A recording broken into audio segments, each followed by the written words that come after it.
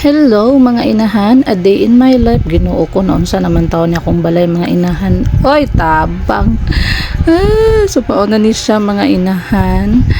So, 3 weeks na daay ko, gikan ko nanganak o diba dali ara sa adlaw mga inahan. Uy, dili lalim mainahan ug tulo na ka anak.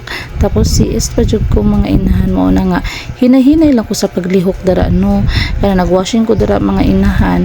Pero dili na ko na siya waswasan, dili ko maglingkod-lingkod, mag-over og laba-laba dara kay bawal jud kay mabughat ta. Isud kay mabughat. So, kailangan na ako magluto dira ang mga inahan. Tapos mangugas pa ko og plato. Tapos unya magpakaon pa jud ko sa kong mga junakins.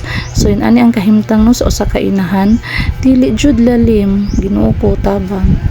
So mao to, dira na ako gisumpay-sumpay sa lababo para maka-washing ko dara, pero dili na ko siya at the same time dili na ko sa washing mga waswas no, pero dili ko mag kaning sa mga pangdag ko, dili jud ko pwede mag kusot-kusot and everything dara ano kay mabughat pa ta.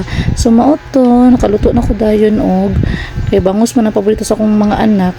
Magprito kog bangus ipakaon ako akong toddler nga badlongon kay sa katanan.